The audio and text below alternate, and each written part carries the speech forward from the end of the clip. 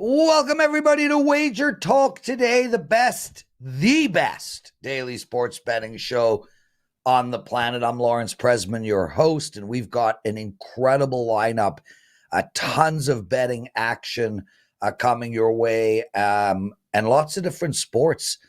Steve Merril joining us right off the bat. He's going to talk about the Marlins at the Braves, now minus 200 for Atlanta. Who's right in the thick of things, and they're going to be playing Miami. Steve has a bet for you on that game, as well as the Rockies and the Angels. Jesse Schule filling in last-minute notice. He's going to look at Canadian football. The Lions and the Bombers are playing each other, and he's also got a regular season win totals bet on Penn State. We're going to end the show with Kyle Anthony, and he's got 2 UFC bets. Before we get into any of that, huge pat on the back to the Prez. Gave you guys the female Canadian soccer team 2 days ago to beat Colombia. Ticket cashed. I've given you guys another Olympic bet as well prior. Noah Lyles plus 175, now 150 to win the 100 meters. I hope you guys are taking my advice. Steve Merril joining us. Welcome to the show, my friend. Thanks for jumping in on Monday with literally 1 second notice as my computer conked out totally.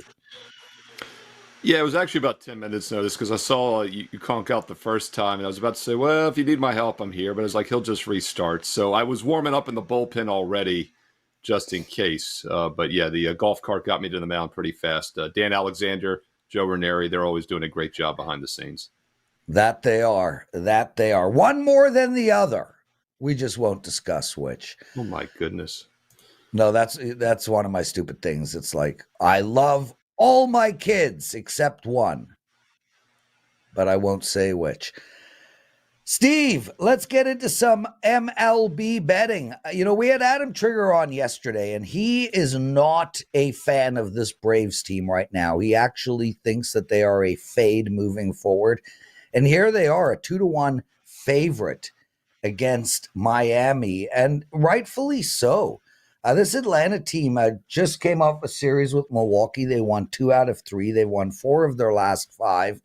They're really, they had a slump, but they have turned it around since then, and they're playing this Miami team that can't get out of their own way. How are you betting this game?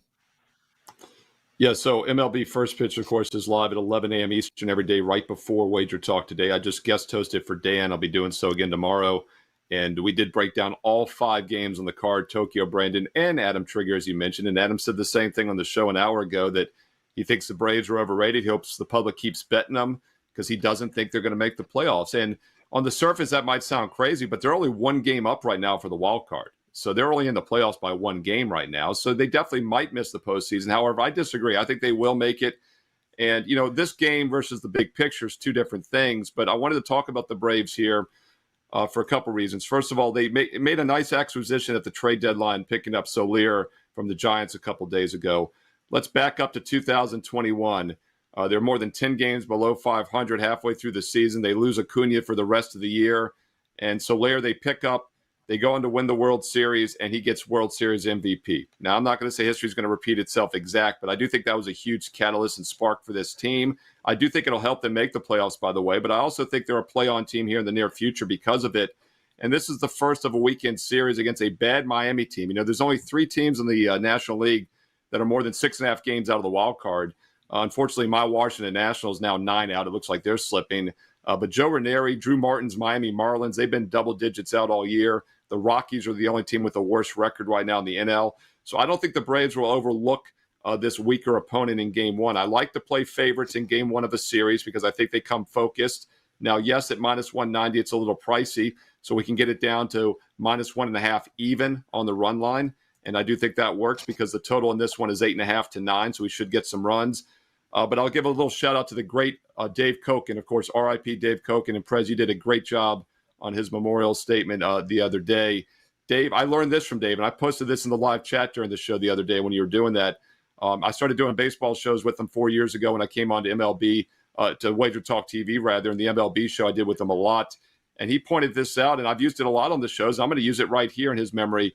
You can make your own -1 run line. And, of course, back in the day when Dave and I started and you started, you couldn't get -1 run lines. Now a lot of books have them, but if you can't get it still, you can make your own by putting half a unit on the money line, -190, and half a unit on the -1.5 even run line, and boom, you've got the -1, -145 run line. So I actually think that's the way to play this game, and that's in memory of the great Dave Koken, who first pointed it out to me on MLB here on WagerTalk TV. Steve Merril joining us.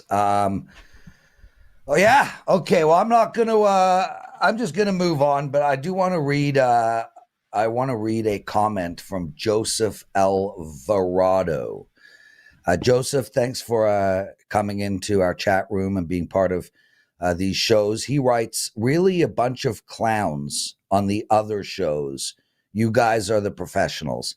Now, Joseph, we're not here to insult anybody on the other shows, and we certainly don't want to make clowns feel bad. But with that said, we do appreciate that you enjoy our show. You like what we give out, and we really are a bunch of professionals. I mean, it's not easy putting together these shows on a regular basis, and it's not easy finding the best team ever assembled, and that's what Wager Talk is. It is the best sports betting team of experts ever assembled in history. So although I'm not one to insult the other shows, man, all of these guys work hard, regardless of whether they're at Wager Talk or not. They put in their research. They take time out of their day to provide you guys with betting information. And whether you like them or not, they are trying their best. But I do appreciate the kind words in regards to our team. Thank you, sir. Steve, let's turn our attention to the Rockies at the Angels. I'm not going to set this game up. Why don't you just tell us how to bet it? Yeah, so just 5 games on the baseball card tonight on Thursday. We, of course, broke all 5 down on MLB First Pitch earlier before this show. You can watch the deep dive analysis. But I wanted to touch on this game for a couple reasons. First of all, Rockies, as I mentioned earlier, the worst team in the National League. In fact, there's only one team with a worse record in baseball this year, and that's the god-awful Chicago White Sox. You know, Prez always say that everybody, even the worst teams, win 40% of their games in baseball.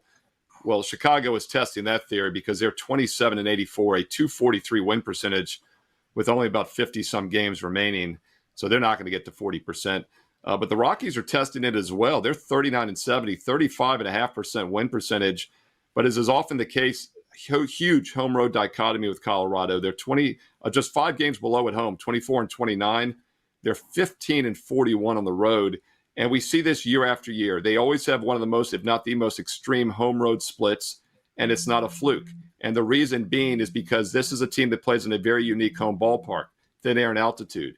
And over the years, they've realized they got to build their roster. If you're going to play 81 of your games at home, you might as well build your roster, ground ball pitchers, guys that can hit fly balls, to take advantage.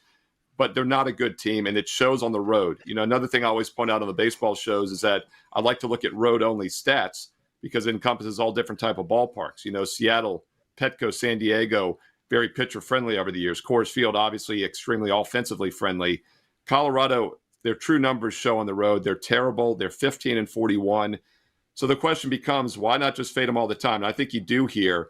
Now, obviously, taking the Angels laying juice is probably not your first choice on a baseball card, but I actually did Sports Grid TV Tuesday night with Joe Ranieri and Dave Sherapan, and they asked me about game 1 of this series. And I said, look, I think the Angels won't overlook the opportunity to beat up on a weaker team because LA's having a weak season as well. They have played better offensively in the last month or so, and they put up 10 runs, won that game Tuesday. A little bit of a letdown yesterday, and that showed in a 2-1 loss. Neither team hit the ball well.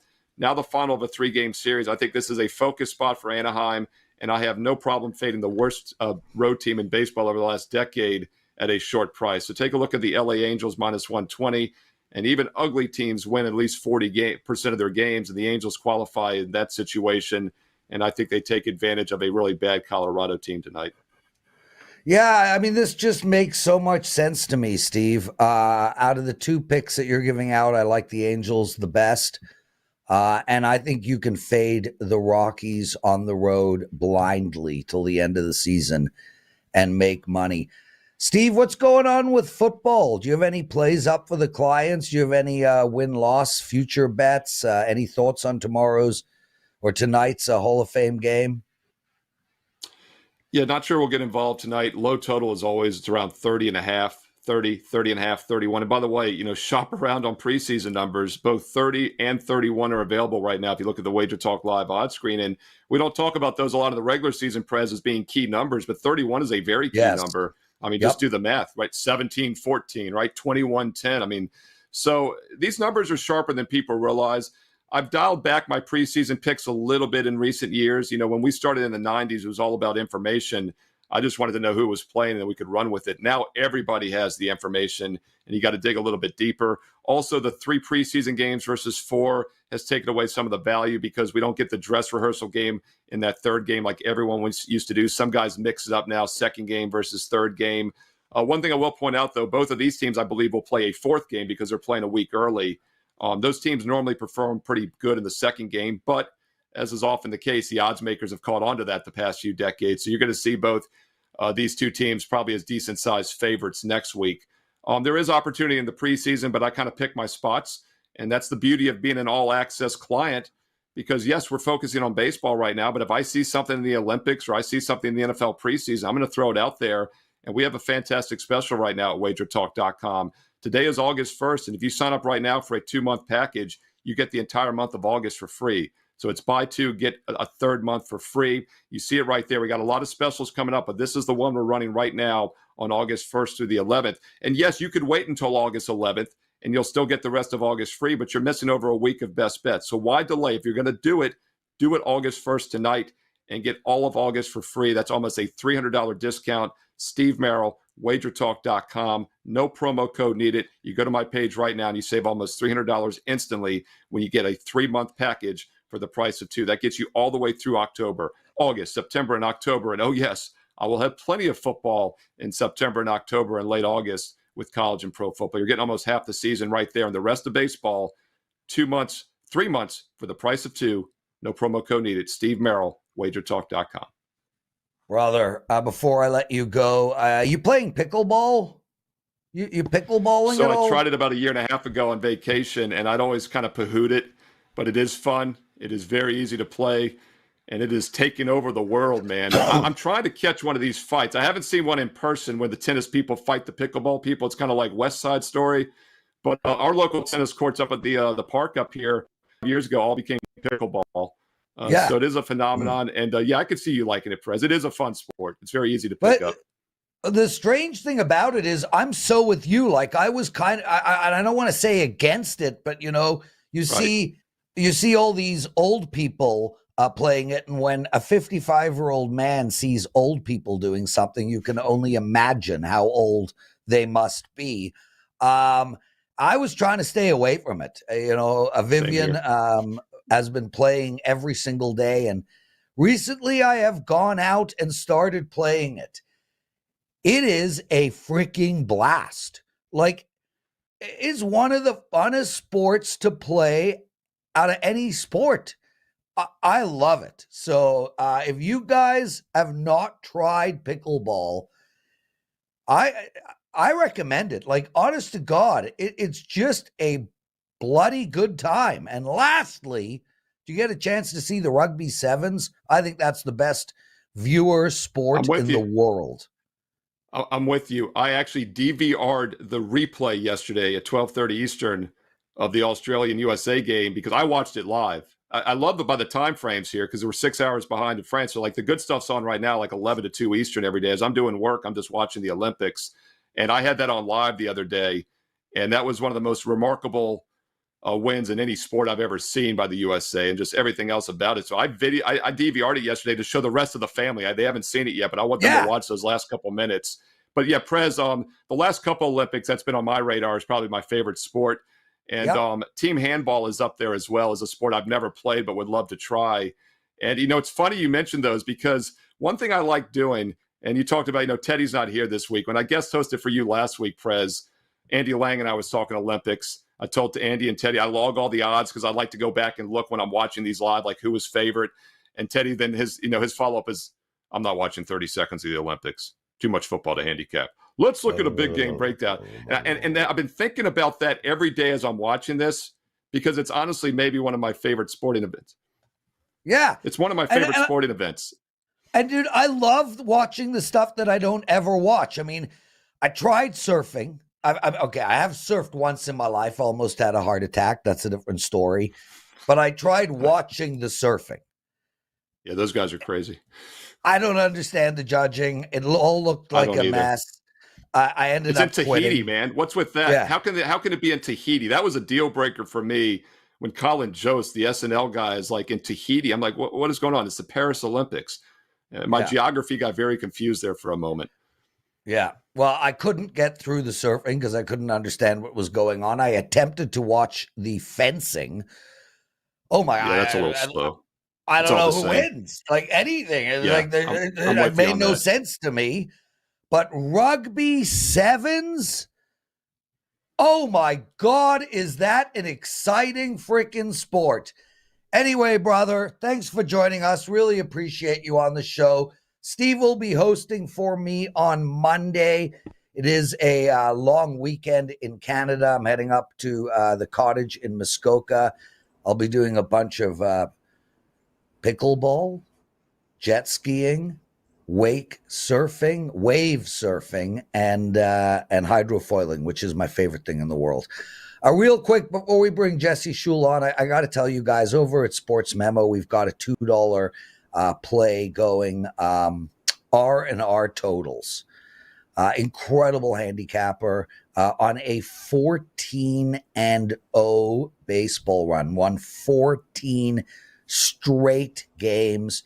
Tonight he's got a 5% play. It's only $2 over at sportsmemo.com. Make sure to check that out.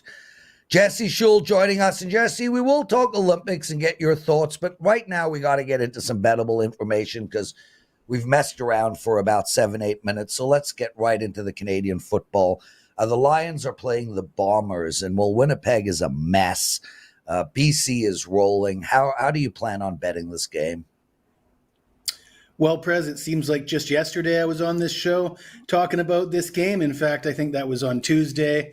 But I gave out a play on BC. I said they're coming off a bye. They lost their last game going into the bye.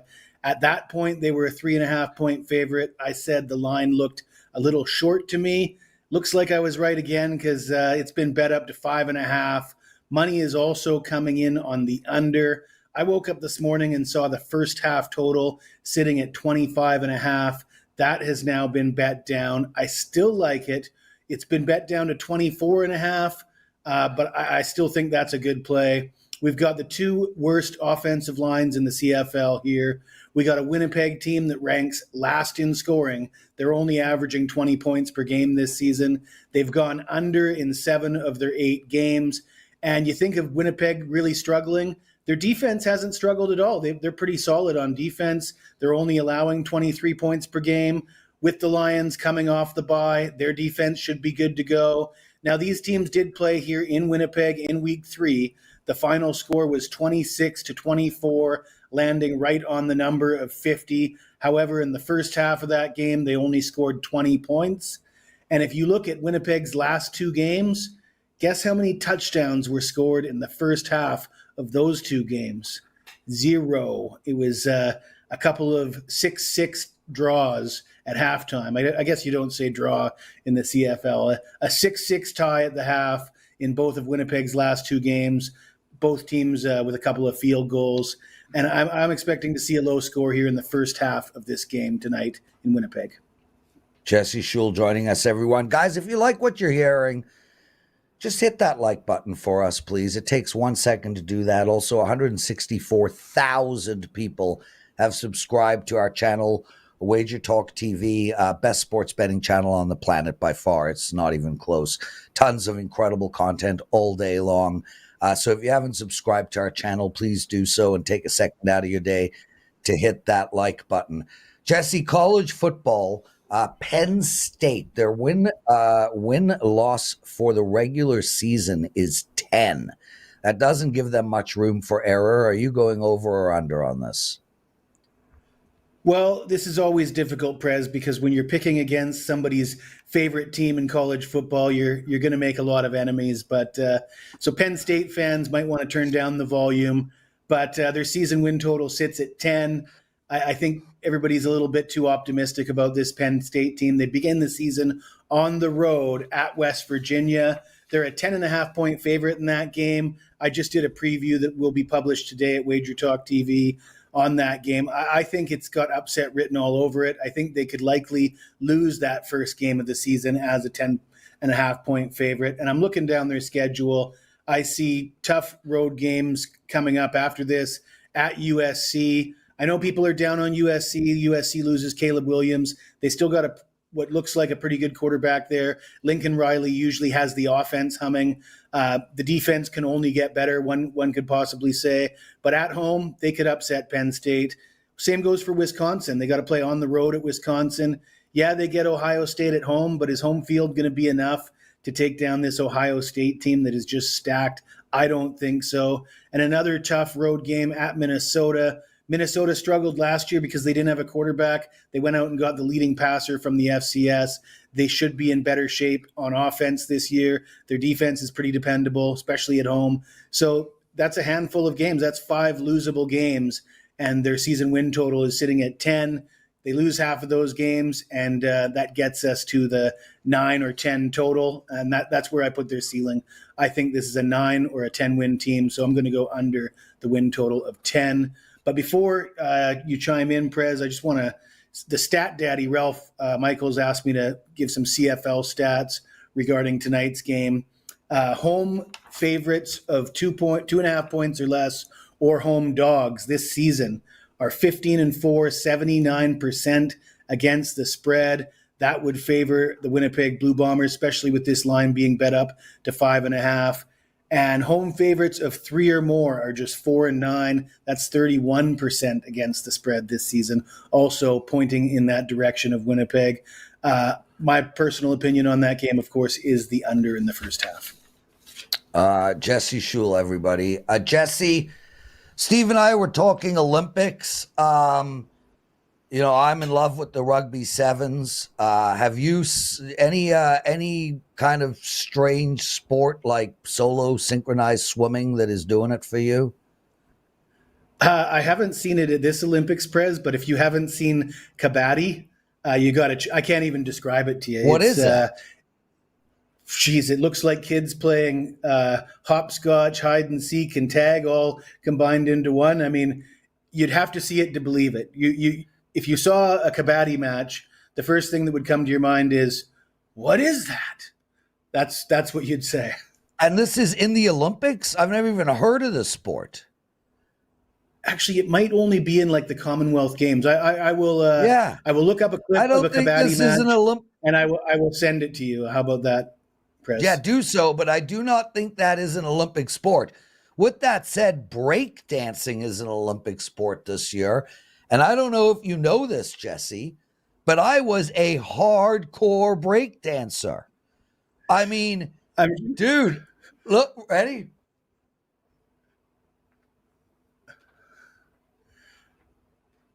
I'm sure it surprises no one that I'm not much of a break dancer or dancer in general, for that matter. I used to do when I was in grade 7, I had the cardboard out, doing my spins. Take a guess what my breakdance name was. I can't come up with anything. It was Mr. Cool. Mr. Cool. I would have never guessed that. Yeah. I did weddings, bar mitzvahs. I was in competitions. I was a serious break dancer. Oh my, was that a long, long time ago. Guys, Jesse Schule in college football, August and September, 40-12 record, 40 wins and 12 losses over the last 2 years in August and September. Jesse, those are outstanding numbers, 70% win rate. Why August and September? Do you see it better at that time of the year? I mean, I started putting out videos on WagerTalk TV in mid-July, so I've got like a couple months to do my homework prior to week one, and I'm never going to have that time to be that prepared between week 4 and week 5. I'm not going to have all that time to do research and be ahead of the game. Not only that, the bookmakers, they're behind the 8 ball as well. We're all trying to figure out what these teams are going to be, and the best of us are going to do a better job of that. By the time we get to week 5 and beyond, the bookmakers are going to have it so dialed in, so tight, there's going to be very little value to be found. It's going to be slim pickings as far as shopping for value. But right now, over the summer, heading into week 1, tons of value on the board still. Yeah, and guys, Jesse's CFL record this year is 31-16. That's 66%. You add that to his college football record in August and September, and really what it equals is buy his 2-month package. You get a 3rd month free. This is a promo up today. It goes for, I don't remember how long, but just take advantage of it for today. 40-12 college football record the first 2 months of the year, and a 66% CFL record already this year, number 1 at WagerTalk. Brother, thanks for filling in. We absolutely love having you on the show, and enjoy, keep winning, and we'll see you next week. Anytime, Prez, anytime. Okay, so I think we should just call me Mr. Cool from now on. Kyle Anthony, can you do that? Can you please start? Be the first man to call me Mr. Cool? Is this one of those things where like you call the fat guy slim? You know what I mean? It's like the opposite, you know, it's kind of like, you know what I mean? That's what they do in Australia. Is this what your moniker was, you know, your dancing moniker was, or, you know? Yeah, Mr. Cool. It sounds amazing. Dude, I wore the parachute pants. I had bandanas up and down my arms. I had like the ducktail, the Roberto Baggio in the back. I was the coolest dude on the planet. And then what happened? Why did it end? Where did the career, like, if this is a 30 for 30, how did it end? Women and pot. And that's how everything ended for me, Kyle. I was an unbelievable runner. I ran, when I was 16 years old, I ran the 10K in 36 minutes. Those are big numbers. I came second in my province/state in cross-country running. I was an incredible runner. I was a black belt judo fighter. I won the Canadians in the under 25 kilogram class. And then I met marijuana and Mary Jane. And everything all downhill from there. Yeah, dude. It was like all I cared about was woman and weed, flat out. And my athletic career. Some things never change, I guess, right? Yeah, immensely. Yes, exactly. Welcome to the show, dude. We love having you on. We've got a fight card coming up this weekend. And this is a big one. Corey Sandhagen versus Umar Nurmagomedov. I probably screwed that up, but so be it. How are you betting this fight? So this is the main event of the evening between Umar Nurmagomedov and Corey Sandhagen here. We've got Nurmagomedov 17-0. You know, this kid's a prospect, really looking to be a title challenger soon, relentless wrestling. And you got Corey Sandhagen on the other side here, you know, really phenomenally, you know, well-rounded guy, but more of a striker and a range striker. Now, there is no secret here what's going to be happening for Nurmagomedov with that last name. He's going to look to wrestle, going to look to cage push you, get you down, positionally win, really start to drain his opponent's cardio, bank rounds, and look to, you know, have a submission attempt in there. He's been very lethal once he gets you to the ground. Now, the one thing about, you know, Umar is that he's not going to get away from the game plan. You know, some of these guys, they want to put on a show, you know, they want to go out there and they want to like outstrike the striker. You know, Umar is a guy that's going to shoot. You know, he averages nearly 5 takedowns per 15 minutes. So he's going to really stay with the game plan, stick to it, and get on you. I think one of the most interesting things really about Umar is how he limits damage. This guy is averaging over 5 UFC fights. He's averaging less than half a significant strike absorbed per minute. That is massively low just because he's able to keep you down, hold you there. And that kind of stuff really, nullifies any of the offense that the opponent can get off. But you look at Corey Sandhagen, he's the guy that's, again, great striker, good striking, goes for the legs, goes for the body, mixes it up a lot. And after he had 2 back-to-back losses, he ended up kind of changing a little bit, adding more wrestling to his game plan here. And, over his first 10 UFC fights, he averaged 5 takedowns. Over his last 3 UFC fights, he ended up getting 11 takedowns. Now, I think it's just because he's trying to change things up a little bit. And that wrestling path, doesn't exist on Saturday for him. And I think that really hurts him in this spot here where, when things get tough on the feet, he's able to change it up. He won't be able to do that on Saturday night. So I think that the wrestling will be there. I think the cardio is going to be there. This is going to be 5 rounds. And I think that he's going to be able to really slow down the movement and anything that really Sandhagen can do, get him down, get the submission, or look to kind of keep him there and ground and pound him. So I do like, Umar in this spot here to win inside the distance, getting off the minus 300 number. It's around plus 185. And plus, also, you got Khabib in the corner of Umar here. So I think he walks him through it. We just saw that Bilal had Khabib, kind of coaching him on a good game plan. That obviously worked out as well, too. So I think that Umar gets a job done inside the distance. Where's Umar from? Dagestan. Yeah, probably Dagestan. He's the cousin of Khabib. I believe it's the cousin. Yeah, well, because I'm looking at his name. I'm looking at his name, and all I'm thinking about is they better not have hyphenated names in that country. I'm glad that's the only thing you took away from that breakdown. That's great, Prez. That was where I went. What is that? 1, 2, 3, 4, 5, 6, 7, 8, 9, 10, 11, 12 letters in his last name. If he marries a feminist, it might get to 24 letters. That would be tough to put that on a credit card, but that would be impressive. Kyle, I'm surprised you're not in Paris. Many beautiful women are there. I saw some signs up at the beach volleyball. Where is Kyle Anthony? Why have you not graced Paris with your handsome looks? It would have been nice.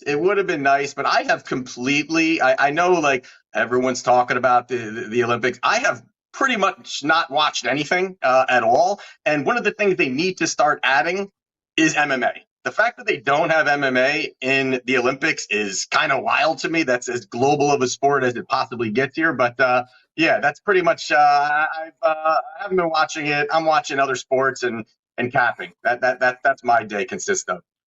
Well, I mean, if they had to throw out a sport to put MMA in, I mean, how could they throw out fencing or synchronized nonsense or, handball as Steve Merril really likes handball. Is squash and badminton and racquetball in the Olympics? I don't know. I love it, dude. I love watching these sports I never ever get to see. I am all about the Olympics, so I'm really enjoying it myself. We got like another week left, right? Isn't it quick? It's like another week, isn't it? I think there's 10, 12 days left. But dude, I get it, man. You got Mary at 12, Susan at 1, Michelle at 4. Take a break, eat, redo. So there's no time for Kyle. Watching the Olympics, and I respect that, Kyle. Thank you. So Appreciate here we got Figueiredo against Vera. How are we betting this match? All right, so we got Davis and Figueiredo here. He's minus 145. On the comeback here, you've got Marlon Vera plus 120. Now, this line definitely tightened a little bit here. That money was coming in on the Vera side. And I think, I get it. You got Figueiredo, he's 36 years old compared to Vera being 31. You've got Vera, who's going to be probably the bigger guy. Well, definitely going to be the bigger guy, going to be the harder hitter. There's definitely some advantages when you're looking at that point. But there's definitely issues with the Vera side that I see. And I think the first thing here is that he is definitely guy that needs moments to win fights. He's not a guy that's going to wow you with volume, work at range, pick you apart. He's pretty much a low volume guy and has these big moments to kind of, either hurt his opponent or really just finish the fight. And over his last 4 fights, real quickly, you do see that it's a consistent thing. We fought Frankie Edgar not long ago. Frankie was probably up 2-0, 3 takedowns. And then late third round or early third round, Vera gets the knockout. He fights Rob Font. Rob Font outlanded him 271 to 159, and yet lost the decision. The reason that Rob lost the decision is due to the knockdowns. There was a couple knockdowns late in each round. It gave Vera the round as he was kind of sitting at distance. Dominic Cruz, another one up on the scorecards, gets knocked out late in the fight, and he's even more or less coming off of a hangover title fight opportunity against Sean O'Malley, where he got his butt kicked. O'Malley outlanded him 230 to 89. Massive fight there where he was able to really look to step up, big opportunity for him, and really got smoked. And I think the other thing here, too, that you got to look at is not only the fact that he needs these big moments, but he really, big time, is a slow starter. He will give off that first round big time. A lot of times you look at the download information and, pretty much just low volume. This is going to be a 3-round fight. So he's not going to have much time. If he gives up that first round, he either needs to win the next 2 or he needs to go out there and get the knockout again. I do think that Figueiredo can get some takedowns, can outvolume him, and bank positionally. And I do like him here. So I actually think minus 145 is not a bad number on the former champion. And I like Davis Figueiredo in this spot. Kyle Anthony, outstanding, my brother. What do you got to promote? So this weekend on Saturday, we have another 5% max play up right now. We're 8-0 on these plays this year and going for 9-0 on Saturday. Out of the 23 UFC events, we've cashed 18 of them. So really seeing the board well, and we're going to keep it going this weekend. Excellent stuff. Kyle, in regards to MMA, I've done a little research since you mentioned it. And yes, it clearly should be in the Olympics. But what do you think is the number one sport that isn't in the Olympics that should be in the Olympics? Number one sport, I mean, I don't know. Why? Did you have an answer or you're just guessing this completely? The second most watched sport on the planet, number 2 behind soccer, is not in the Olympics. Name that sport. You got me. Cricket. Swinging. Kyle would win that one. Joe mentioned swinging it. Kyle would win that one, Joe. Kyle the Bull Anthony. Anyway, cricket is not in the Olympics, and it is the second most watched sport on the planet. Handball, but handball's in there, right? Dude, it's crazy. Synchronized swimming is in there. Okay, dancing underwater while holding your breath. But cricket, they had it as a 5-day sport 30, 40 years ago. Then they brought it down to a 1-day sport, and now they have it as a 2.5-hour sport in a 20-over cricket matches. Chaza Angel writes, LOL cricket. Chaza, 2.5 billion people on this planet love cricket, and I love cricket. I think it's one of the most strategic sports on the planet. The only sport where the coach of the team has to play, which I find very interesting. And a sport where you could declare, quit batting and get the next team up. An amazing sport, not in the Olympics. Flag football is coming. It'll be in the Olympics next time around. And I promise you, dude, I think flag football is going to be cool. Like, it's great, but how are they not doing MMA? I mean, it's why it's so crazy. Like that got the push. They're like, fuck this sport. That's crazy. Okay, crazy. Kyle with the swearing on air. Get out of here, my brother. Thanks for joining us, guys. What a fun show. Love to hear your thoughts about me hosting these shows alone this week. I could have brought Andy Lang in like I did every other time, or Steve Merril. I wanted to go it alone. I wanted more time to talk, and I've enjoyed it, especially not having Teddy here. It's been so freaking peaceful. Anyway, shout out to Steve Merril, Jesse Schule, Kyle Anthony, the great Joe Ranieri for producing the show in the background, and all of you guys for taking time out of your day. We will see you tomorrow.